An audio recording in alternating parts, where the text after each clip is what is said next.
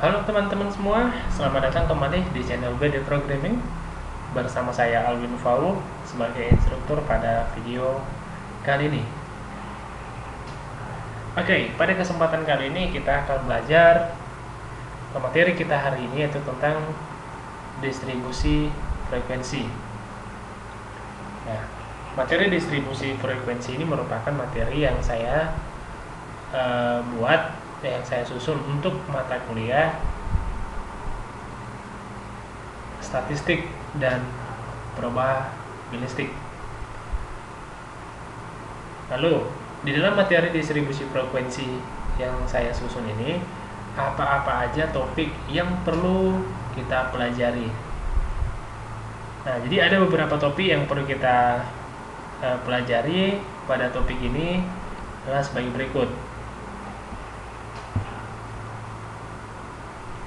Nah, yang pertama nanti kita akan belajar atau kita pahami dulu mengenai definisi daripada distribusi frekuensi. Nah, sebenarnya distribusi frekuensi itu maksudnya apa gitu. Dan yang kedua, istilah-istilah yang sering digunakan di dalam distribusi frekuensi. Kira-kira istilah-istilah dalam frekuensi itu apa aja sih yang dipakai? Apa aja yang digunakan di sana? Dan yang ketiga yaitu jenis-jenis distribusi frekuensi. Nah, jadi jenis-jenis distribusi frekuensi itu juga ada. Dan kemudian seterusnya nanti kita akan bahas rumus untuk mencari data atau untuk membuat yang namanya distribusi frekuensi. Nah, jadi distribusi frekuensi itu sendiri juga mempunyai rumus ya. Dia mempunyai rumus tersendiri. Nah, kemudian nanti untuk mengimplementasikan daripada rumusnya nanti kita akan yang terakhir nanti kita akan coba bahas satu contoh kasus dan kemudian nanti kita akan terapkan yaitu rumus daripada distribusi frekuensinya tadi. Nah, jadi kelima poin inilah yang akan menjadi topik atau pembahasan kita pada materi distribusi frekuensi untuk pertemuan ini. Oke, kita lanjut ke slide berikutnya. Nah, yang pertama tadi yaitu mengenai definisi distribusi frekuensi. Maka kita harus pahami dulu distribusi frekuensi itu sebenarnya apa. Oke, nah kita lihat definisinya. Nah, dikatakan di sini distribusi frekuensi itu adalah susunan data menurut kelas interval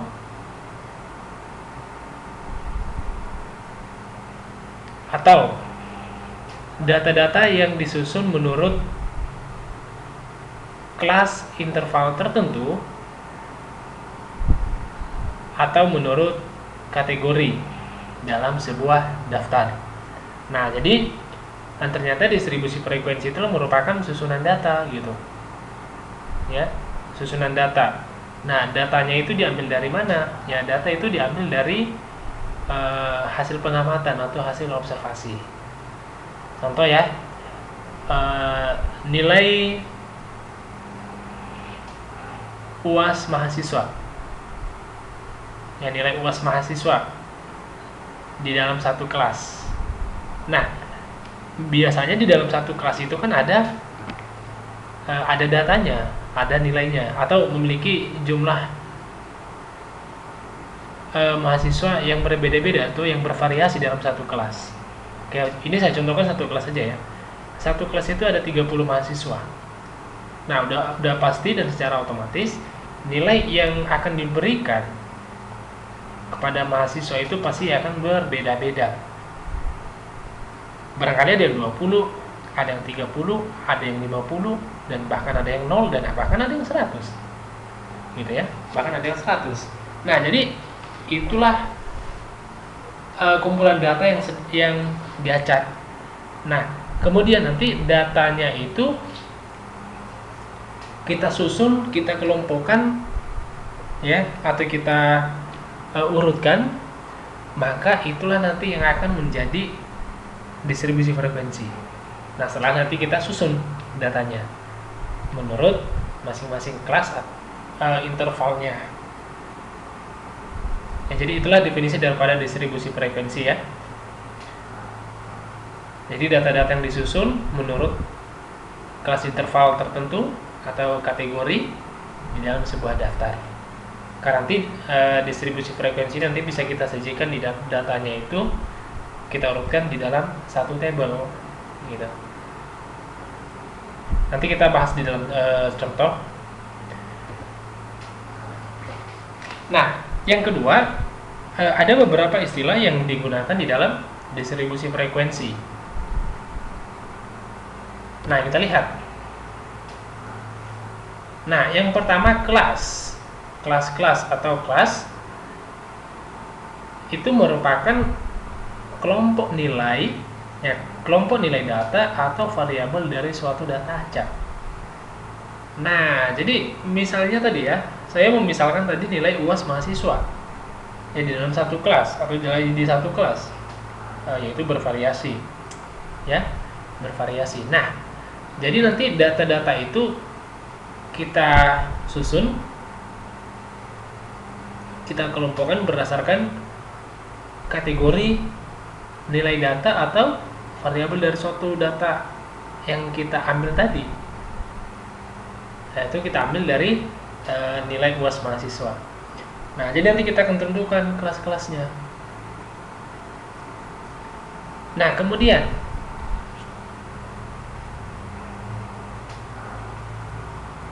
batas kelas atau kelas limit, yaitu merupakan nilai-nilai yang membatasi kelas yang satu dengan kelas yang lain. Nah, jadi nanti ada batas dari masing-masing kelasnya itu. Nah, kita tentukan sendiri nanti dari data yang sudah kita peroleh tadi. Dan kemudian tepi kelas, ya disebut juga batas kelas. Nah, jadi nanti untuk setiap kelas yang kita buat, untuk setiap susunan data yang sudah kita kelompokkan nilainya, itu dia mempunyai batas kelas, gitu. Ya, dia mempunyai tepi kelas tersendiri. Dan kemudian titik tengah kelas. Yang keempat itu titik tengah kelas atau tanda kelas. Nah, bagaimana menentukan titik tengah kelas? Nah, nanti bisa kita tentukan berdasarkan daripada kelas itu sendiri. Contoh, saya mempunyai satu kelas yang dimana nilai yang ada dalam kelas ini merupakan nilai mahasiswa, gitu ya. Kan nilainya itu ada yang 40 sampai ke 50, ada yang dari 50 ke dari 59 ke 60, ada yang dari 61 ke 70. Nah, jadi seperti data yang saya buat tadi itu kan merupakan kelas ya. Nah, bagaimana cara menentukan kelasnya? Nah, misalnya gini, ada satu kelas yang dimana nilainya itu mulai dari 25 ke 29. Nah, untuk mengambil nilai tengah daripada kelas itu, maka kelas itu nanti kita akan bagi dua, ya. Kita akan bagi dua berdasarkan kelasnya tadi. Contoh ya, 25, 26, 27, 28, 29. Maka kalau misalnya kita ambil nilainya, nilai tengahnya, maka nilai tengah daripada data yang saya sebut, kelas yang saya sebutkan tadi yaitu 20, 27. Nah, berarti itulah titik tengah daripada kelas itu tadi.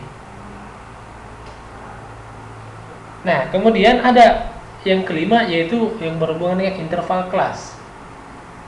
Nah, interval kelas ini merupakan selang yang memisahkan antara kelas yang satu dengan kelas yang lain. Nah, merupakan pemisah ya, pemisah antara kelas yang satu dengan kelas yang lain. Nah, kemudian panjang interval. Ya, panjang interval, yaitu merupakan jarak antara tepi atas kelas dan tepi bawah kelas. Contoh ya, saya punya kelas tadi ya, kelas dari 25, satu kelas 25 ke 29, itu satu kelas atau kelas pertama saya contohkan. Nah untuk menentukan panjang kelasnya itu nanti kita lihat berapa nilai yang memisahkan antara kelas bawahnya itu tepi kelas dan tepi atas sama tepi bawahnya, jaraknya itu loh yang kita hitung gitu ya. Nanti itulah menjadi panjang kelasnya. Nah jadi nanti untuk masing-masing kelasnya nanti kita akan hitung seterusnya untuk membuat kelas yang baru berdasarkan panjang daripada interval kelasnya tadi gitu ya. Dan yang ketujuh yaitu frekuensi. Nah kalau frekuensi itu merupakan jumlah data yang paling banyak muncul di dalam satu data tadi. Contohnya tadi data mahasiswa, data nilai UAS mahasiswa, saya ambil dari satu kelas itu secara acak ya. Saya buat mulai dari 30, 40, 50, 60, 70, 80, 90 sampai 100. Dan kemudian nilai yang 70 itu ada sekitar 5 orang yang mendapatkan nilai 70. Nah, maka dari data tersebut saya simpulkan frekuensinya itu adalah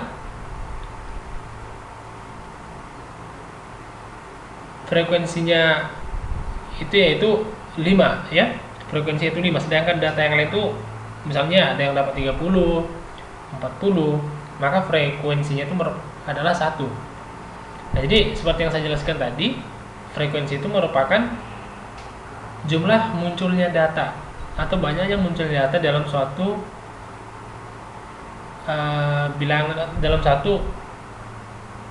bilangan atau daftar yang diacak gitu. Itu dia frekuensi.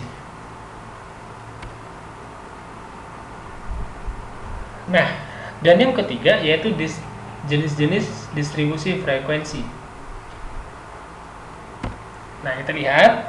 Nah, yang pertama, distribusi frekuensi itu merupakan urutan data ya tadi ya, susunan data atau urutan data. Dan kemudian distribusi frekuensi itu dia mempunyai 3 jenis. Yang pertama distribusi frekuensi biasa. Nah, distribusi frekuensi biasa ini biasanya berisikan jumlah frekuensi dari setiap kelompok data. Nah, jadi nanti berapa frekuensinya dari kelompok data tersebut. Dan distribusi frekuensi biasa. Nah, kemudian distribusi frekuensi relatif itu merupakan distribusi yang berisikan nilai-nilai atau hasil bagi antara frekuensi kelas dan jumlah pengamatan. Nah, kemudian nanti dalam artian ini ya, nanti kita akan ambil jumlah frekuensinya. Nah, ini lihat ini keterangannya, nilai hasil dari nilai hasil bagi ya, antara frekuensi kelas dan jumlah pengamatan. Nah, nanti berapa jumlah frekuensinya, berapa jumlah datanya, maka nanti kita akan hitung keseluruhannya. Dan yang ketiga, distribusi frekuensi kumulatif. Nah, distribusi frekuensi kumulatif itu berisikan frekuensi kumulatif atau frekuensi yang sudah dijumlahkan. Nah, jadi nanti distribusi frekuensi kumulatif ini bisa nanti kita sajikan dalam bentuk grafik atau kurva ya, dalam bentuk kurva. Maksud saya tadi dalam bentuk kurva. Dan kemudian distribusi frekuensi kumulatif itu ada 2, yaitu frekuensi kumulatif kurang dari dan frekuensi kumulatif lebih dari.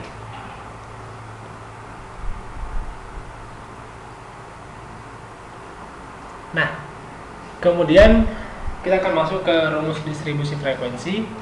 Dan sebelum nanti kita masuk ke rumusnya, kita akan pahami dulu bagaimana mengumpulkan suatu atau mengelompokkan suatu data. Jadi nanti di dalam data itu ada 2 jenis data ya. Ada 2 jenis data. Yang pertama disebut dengan data tunggal. Nah, data tunggal ini Maksudnya gimana? Data tunggal itu dia berdiri ya, namanya tunggal. Nah, jadi itu sendiri, gitu ya, belum dikelompokkan. Atau data itu masih dalam satu lingkungan gitu, belum gabung ke lingkungan yang lain atau ke kelompok yang lain. Contoh, misalnya, contoh yaitu nama. Ya, maka nama itu adalah merupakan data yang tunggal gitu. Atau contoh nomor telepon. Ya, maka itu data itu adalah data tunggal. Nah, atau biasanya gini, mahasiswa itu biasanya mempunyai identitas. Ya, dia itu memiliki identitas, yaitu ada NPM-nya, ada nama, ada kelas, ada jurusan, ada konsentrasinya dan lain sebagainya. Nah, jadi yang dinamakan data tunggal di sana itu misalnya apa? Misalnya NPM-nya. Nah, itu adalah NPM. Jadi data itu masih tunggal kalau misalnya dia belum digabungkan dengan data-data yang lain tadi seperti yang saya sebutkan. Nah, kemudian kalau data berkelompok bagaimana? Berarti ya kebalikan dari data tunggal tadi. Semua datanya itu sudah dikelompokkan. Gitu. Jadi data-data yang sudah ada kemudian ini kita kelompokkan, maka itulah disebut dengan data kelompok.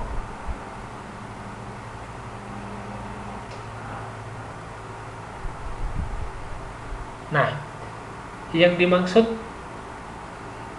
dengan kelas 1 data berkelompok ini yaitu suatu bagian atau elemen dari suatu tabel yang menunjukkan jumlah data yang berada pada suatu rentang nilai tertentu. Nah, jadi nanti kita akan kelompokkan datanya. Contoh, nilai mahasiswa, saya contohkan lagi ya. Nilai mahasiswa dari satu kelas tadi, ada kelasnya yang kelas nilainya itu mulai dari 30 ke 25 ke 29. Nah, jadi mulai dari 25, 26, 27, 28, 29 berarti itu adalah kelompok datanya. Itu data kelompok ya. Atau misalnya NPM mahasiswa tadi. Nah, 2018, 2019. Kemudian ada 2014, 15, 16, 17, 18, 19. Nah, maka pasti NPM-nya kan berbeda-beda. Ya, NPM 2014. Nah, itu semua data untuk NPM 2018. Tapi kalau misalnya data itu cuma satu, misalnya NPM-nya 12/11/0757, cuma satu, berarti itu data tunggal. Tapi kalau misalnya dikelompokkan semua tahun 2018, ini NPM semua, itu adalah data yang berkelompok. Data yang sudah dikelompokkan. Itu maksudnya. Nah, kemudian ini merupakan rumus daripada distribusi frekuensi. Nah, yang pertama menentukan jangkauan atau range dari suatu data. Nah, rumusnya ini J sama dengan X max dikurang X min, yang dimana J itu merupakan jangkauan, X max itu data terbesar atau tertinggi, X min itu merupakan data terendah atau terkecil. Nah, jadi misalnya data daftar nilai mahasiswa, ya, daftar nilai mahasiswa untuk UAS, daftar nilai UAS mahasiswa dengan mata kuliah statistik dan probabilistik. Contohnya itu nilainya itu kan bervariasi. Nah, maka nanti kita ambil jumlah datanya itu, kita ambil datanya, kita lihat untuk mencari range-nya, kita lihat mana data yang paling nilainya itu paling tinggi atau mana nilai mahasiswa yang paling tinggi. Kemudian mana data nilai mahasiswa yang paling rendah. Contoh, mahasiswa A nilainya itu adalah 100, maka itu merupakan data tertinggi atau X max ya. Sedangkan yang X min-nya itu data yang paling rendah atau data terkecil dari keseluruhan data. Nah, contoh mahasiswa Z, ya, Z misalnya dia mendapatkan nilai 20. maka di bawah 20 itu nggak ada lagi ya nilai yang dapat itu. Paling terendah itu 20, berarti itulah X min-nya. Maka berdasarkan rumusnya tadi ya kita hitunglah berdasarkan ini. J sama dengan, berarti 100 kita kurangin dengan 20. Karena nilai tertinggi 100, nilai terendah 20. Itulah nanti range dari datanya. Nah, kemudian yaitu menentukan banyaknya kelas. Nah, menentukan banyak kelas ini nanti kita gunakan rumus Stargate, yang dimana rumusnya itu merupakan K sama dengan 1 ditambah 3,3 log N. Nah, ini sudah jadi ketentuan ya, sudah jadi ketentuan, yang dimana K-nya itu banyaknya kelas, kemudian N-nya itu adalah banyaknya data. Nah, jadi nanti misalnya tadi nilai mahasiswa itu ada 40 mahasiswa dalam satu kelas. Pastikan mahasiswa kan masing-masingnya itu mempunyai nilai. Nah, berarti udah secara otomatis data yang kita miliki itu adalah sebanyak 40. Berarti itulah nilai N-nya nanti. Gitu ya. Itu adalah nilai N-nya. Banyaknya kelas. Nah, banyaknya kelas itu nanti kita lihat nanti di proses perhitungannya ini setelah kita tentukan banyak datanya, atau nanti kita bisa lihat dari kelas dari rumus yang kita gunakan untuk menghitung banyaknya kelas yang di dalam rumus Stargate tadi. Dan kemudian langkah yang selanjutnya itu menentukan panjang interval kelas. Nah, yang dimana rumusnya itu merupakan jangkauan atau banyak dibagi dengan banyaknya kelas. Nah, jadi nanti kita akan ambil, berarti kita sudah dapat rumusnya nanti di sini, tadi kita sudah tentukan rumusnya di sini, kita sudah dapat. Untuk menentukan intervalnya itu kita bagi aja J dibagi K. Berarti itulah nanti nilai interval kelasnya. Dan kemudian menuliskan frekuensi kelas di dalam kolom turus atau tali sesuai banyaknya data. Nah, ini kalau turus ini saya rasa bukan hal yang asing lagi, kita dengar. Dan biasanya ini untuk perhitungan atau pengelompokan data sesuai dengan frekuensi kelasnya, itu untuk turus ini sering kita temukan di saat-saat perhitungan suara. Biasanya panitia-panitia mereka pasti menggunakan turus, yang dimana nanti turusnya itu akan dikelompokkan masing-masing sebanyak 5, dan itulah salah satu cara yang digunakan untuk mempermudah di dalam menghitung jumlah data atau jumlah frekuensi yang muncul dari suatu data. Nah, jadi itu adalah langkah-langkah atau rumus yang perlu kita lakukan untuk mencari nanti yang namanya distribusi frekuensinya. Nah, kemudian kita masuk ke contoh dulu. Nah, ini adalah salah satu data mahasiswa, data nilai mahasiswa atau nilai ujian mahasiswa untuk mata kuliah statistik dan probabilistik. Nah, yang pertama yang perlu kita lakukan itu adalah kita cari dulu jangkauannya. Nah, jangkauannya itu bagaimana cara mencarinya?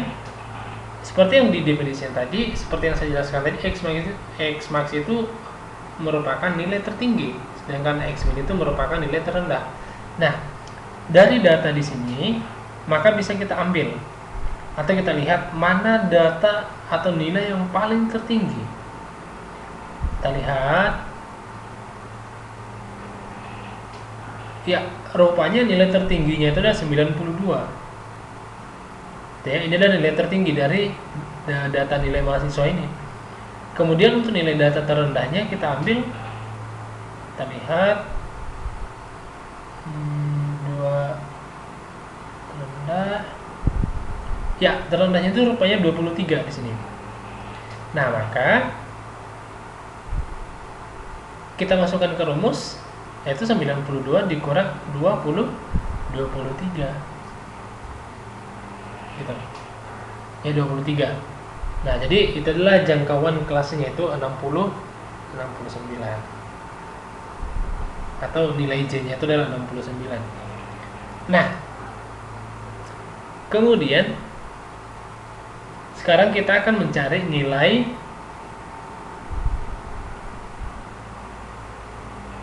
interval kelas.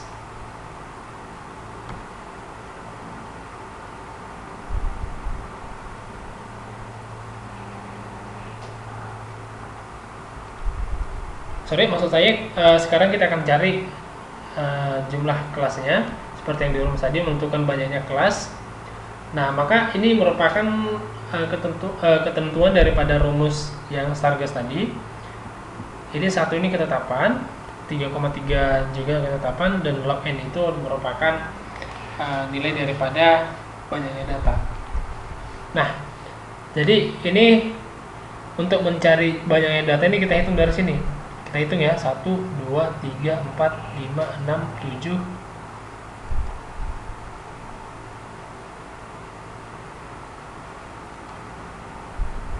Nah, ini yang kita lihat ya. 1, 2, 3, 4, 5, 6, 7, 8, 9, 10, 11, 12. Oke, ini ada 12 kolom dalam satu baris. Itu 1, 2, 3, 4, 5. Berarti 5 kali 2, 12. 5 kali 12 itu berarti 60. Nah, setelah kita tahu semua jumlah datanya berapa, maka kita masukkan ke dalam rumus ini tadi. 1 ditambah 3,3 log n. Kemudian kita buat 1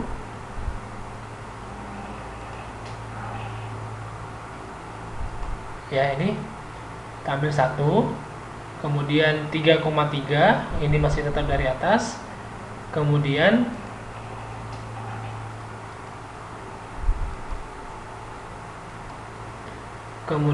ini log n. N tadi adalah jumlah data yang kita hitung dari sini ya, yang sudah kita hitung tadi dari banyaknya data ini. Tadi kan kita sudah punya data, kita hitung tadi ini ada 12 yang sampai di sini, dan kemudian ada ini ada 5 baris, seperti kita hitung 5 kali 12 berarti 16. Itu jumlah untuk mencari jumlah keseluruhan datanya atau banyaknya data. Nah, berarti n ini 60. Ini adalah n-nya. Kemudian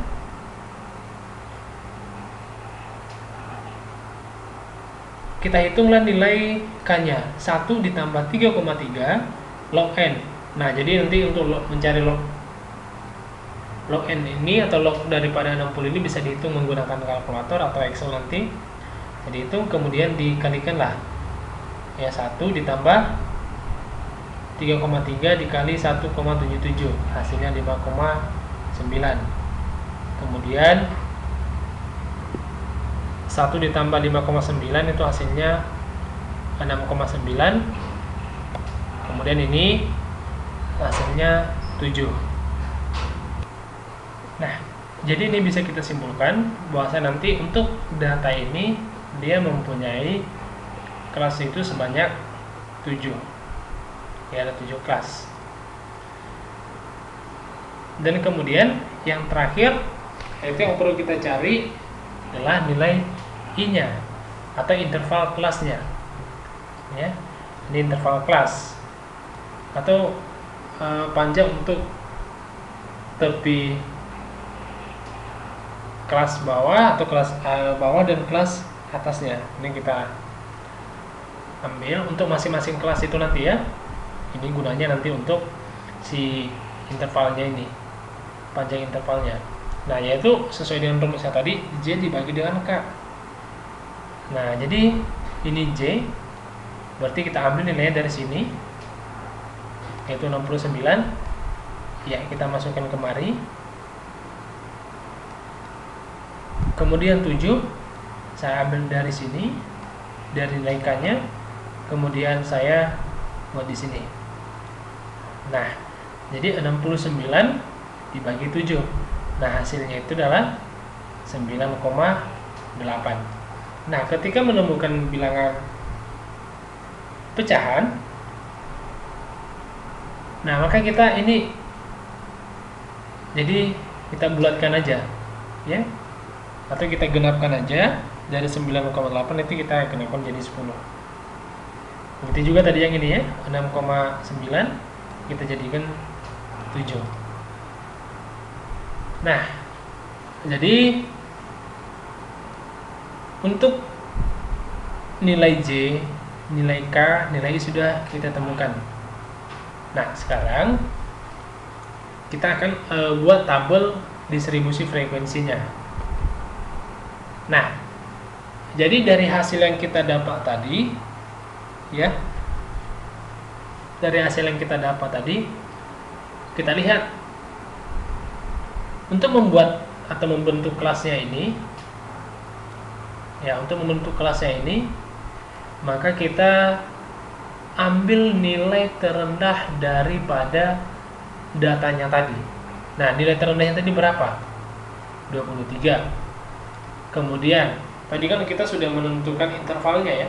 Panjang intervalnya itu tadi berapa? Tadi kita sudah dapat di sini yaitu 10. Oke ya. Nah, kemudian bisa kita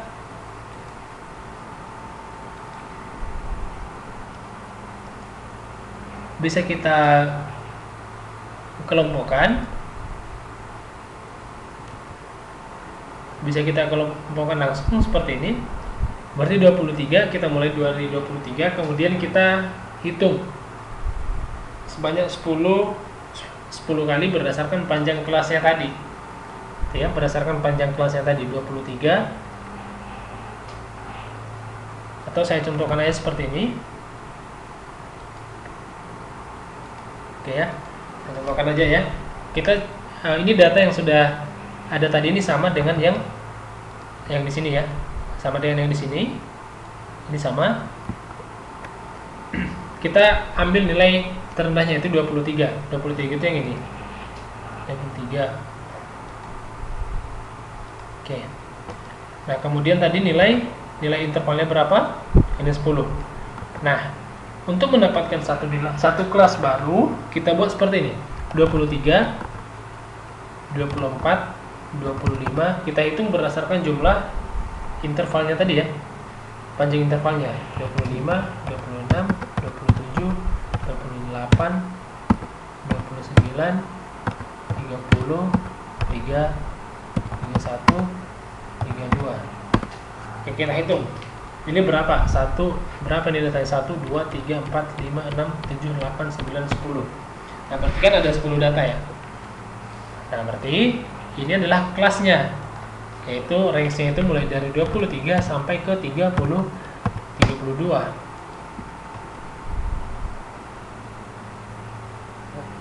Ya, sampai ke 32. Dan ini adalah kelas pertama. Ini adalah kelas yang pertama. Lalu bagaimana dengan kelas yang kedua? Kita hitung lagi. Nah, ini akan kita hitung total, kita hitung sampai nanti kita temukan nilai tertinggi daripada datanya tadi. Kan nilai tertingginya kan 92. Nah, maka kita lakukan terus. Ini 32, 33, 34, 35, 36, 37, 38, 39, 40.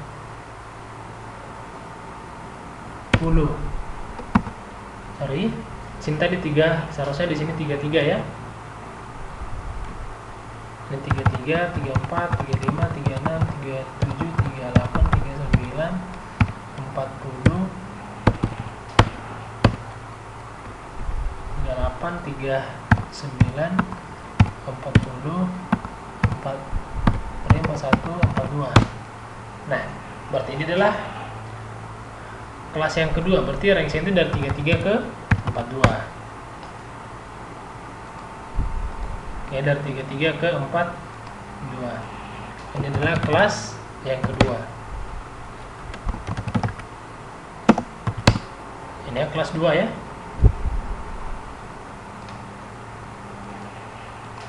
Nah, itu dia kelas yang kedua. Nah, berarti kelompok datanya tadi seperti yang saya jelaskan tadi, kan ada data tunggal sama data kelompok. Nah, data tunggal itu yang ini. Berarti ini adalah yang satu. Itu adalah data tunggal. Nah, data berkelompok itu maksudnya ini. Kelompok datanya itu seperti ini. 24, 25, 26, 27, 28, 29, 30, 31, 32 dan 33. Ini adalah kelompok data atau data yang sudah dikelompokkan. Oke ya. Nah, kemudian dan ini adalah merupakan kelas yang pertama. Dan ini merupakan kelas yang kedua. Nah, tadi kita lihat di materi kita yaitu kelasnya itu ada 7. Ada 7 kelas ya. Nah, kita lihat. Berarti di sini 43, 44, 45, 46, 47, 48, 49, 50, 51, 52. Berarti range kelasnya itu dapat dari 43 ke 52. Ini adalah kelas 3. Tambah lagi 53, 54, 55, 56, 57, 58, 59, 60, 61, 62. Ini range-nya 53 sampai ke 62. Jadi ini adalah kelas 4. Coba lagi 63, 64, 65, 66, 67, 68, 69, 70, 71, 72. Jadi ini adalah range-nya dari 63 sampai ke 72. Kelas 5. 72. Berarti 73, 74, 75, 76, 77, 78, 79, 80, 81, 8, 82. Berarti ini mulai dari 73 sampai ke 82. Ini kelas 6 ya. Dan selanjutnya kita buat 83, 84, 85, 86, 87, sorry 86, 87, 88, 89, 9. Sorry, ini ada dulu nih, ada 2 nih 86 nya. 87, 88, 89, 90, 91, 92. Oke, dan ini sudah selesai ya. Dari 83 sampai ke 92. Ini kelas 7. Oke. Nah, ini datanya, ini nilai tertinggi yaitu 92, dan ini tadi sudah kita dapat di sini nilai tertingginya, dan ini nilai terendahnya tadi. Oke. Nah, jadi ini adalah kelasnya tadi yang kita dapat tadi. Nah, jadi dapat kita lihat di hasil akhirnya tadi. Nah, jadi inilah kelasnya tadi. Nah, ya, pas ya, atau sesuai dengan banyaknya kelasnya ya. Ada 7. Dan kemudian ini panjang intervalnya ini ada juga 10, kita hitung. Dari 23 ke 32. Kita lihat datanya tadi sini. 23, 1, 24, 25, 26, 20. Itu ya, 1, 2, 3, 4, 5, 6, 7, 8, 9, 10. Berarti ada 10 data. Pas berarti ya. Itu sesuai dengan yang kita hitung tadi.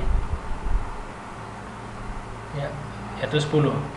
Nah, itu adalah merupakan cara yang kita gunakan untuk mendapatkan tabel frekuensi ini tadi, untuk mendapatkan kelasnya ini tadi.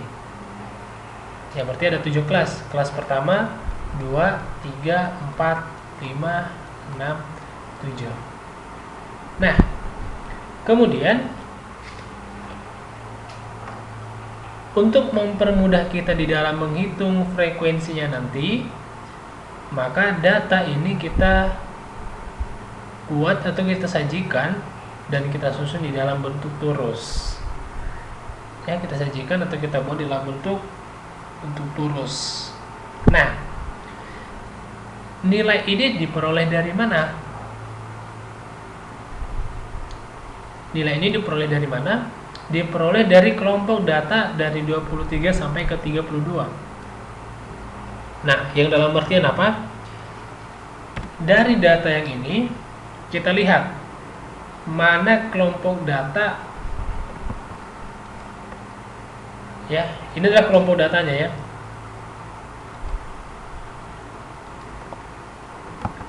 Mana kelompok data kelas 23 sampai ke 32 yang ada pada data ini. Oke ya. Nah, itu kita sajikan di dalam bentuk turusnya dulu. Oke, kita ambil nilainya. Kita lihat nilai yang ada di range 23 sampai ke 32. Nah, kita lihat di Excel tadi yang sudah saya buat, nilainya sama ya. Ini.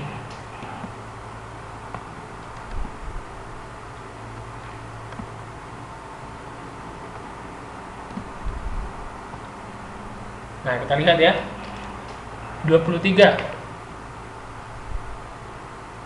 T. Ini ada nih, 32.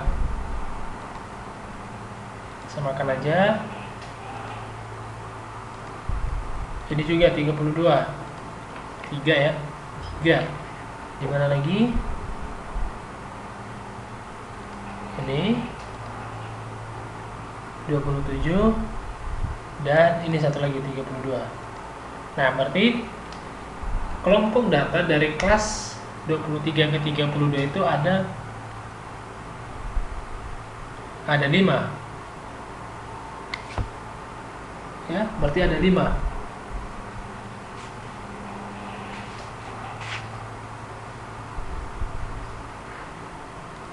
Tiga dua, 27, 23,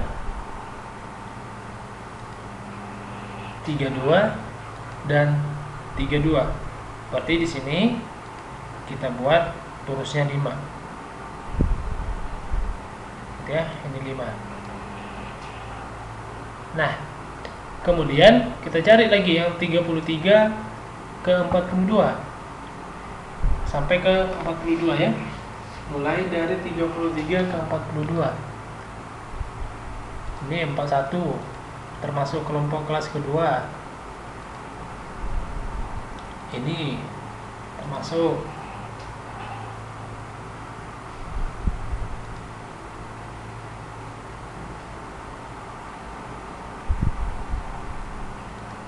Satu 30.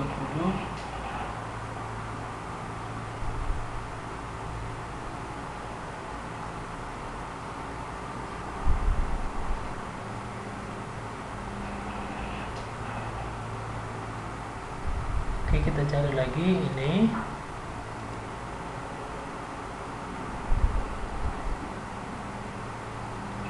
Sampai ke kelas berapa tadi? 42 ya. 42 mulai dari 30. Mulai dari 33. Ini 1. Kita lihat ya, kita lihat pelan-pelan. 1, 2, 3, 4.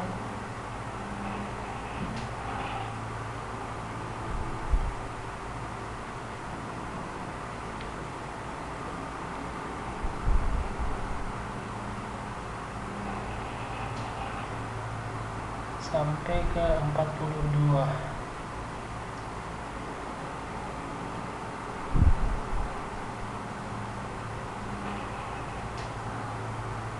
Satu, dua, tiga, 4.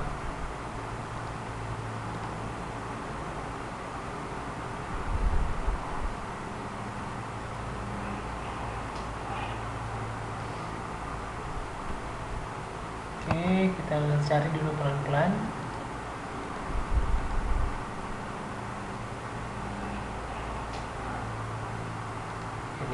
35.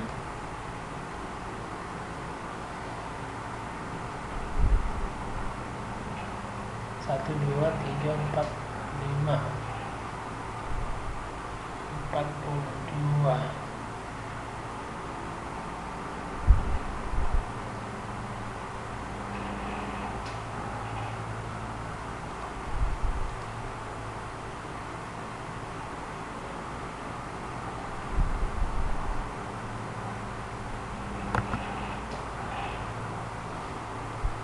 Lagi.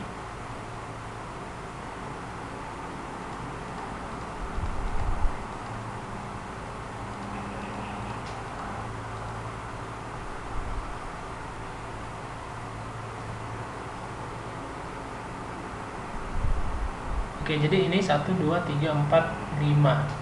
Berarti ada 5 data gitu ya. Ada 5. Oke, coba kita hitung lagi. Cari lagi. Ini 1. Kemudian ini 2, 3. 1, 2, 3, 4, 5, dan 7.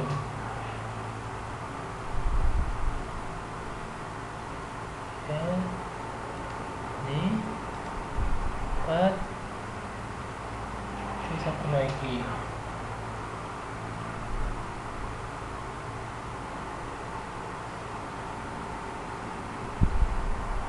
Oke, 42 ya.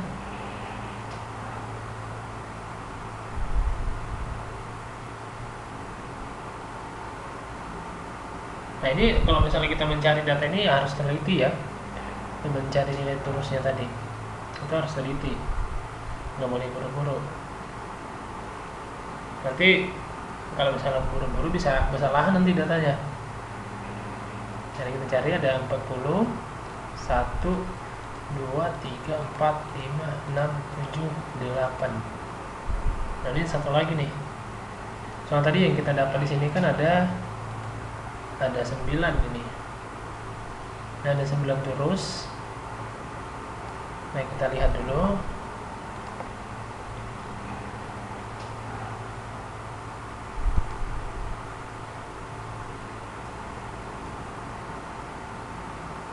Nah, kita lihat.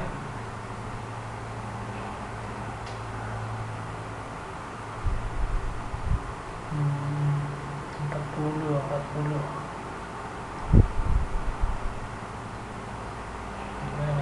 Satu data lagi.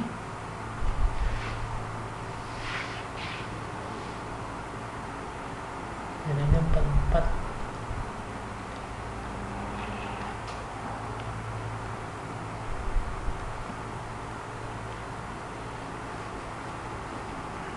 Empat, 2.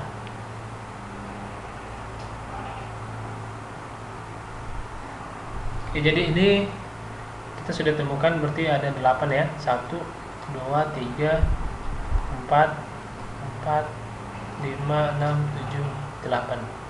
Nah, berarti ini sini tadi seharusnya itu ada 8. Sorry, ada salah perhitungan kemarin. Sini 8.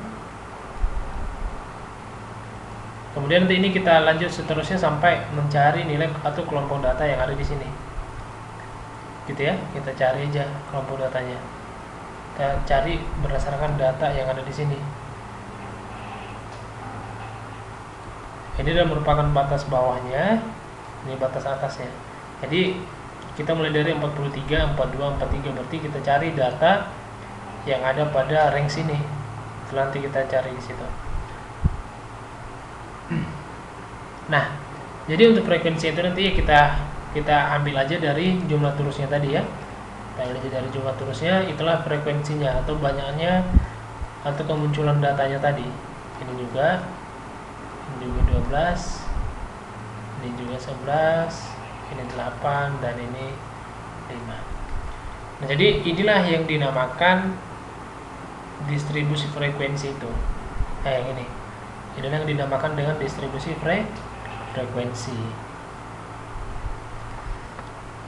Oke, saya rasa sampai di sini aja dulu topik pembahasan tentang distribusi frekuensi. Kalau misalnya nanti ada yang bingung atau ada yang masih belum jelas terhadap penjelasan materinya, silahkan nanti dikomentari di kolom komentar di bawah video ini. Baik, itu aja yang perlu saya sampaikan. Silahkan dipelajari materi ini sampai habis dan sampai selesai. Silahkan ditonton supaya bisa memahami apa itu distribusi frekuensi dan bagaimana proses pengerjaannya. Oke, itu aja perlu saya sampaikan tentang distribusi frekuensi. Sampai jumpa di pertemuan berikutnya dan salam sukses untuk kita semua.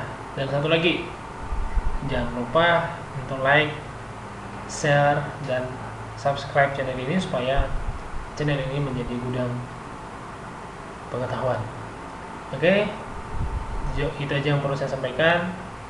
Terima kasih dan salam sukses buat kita semua sekali lagi.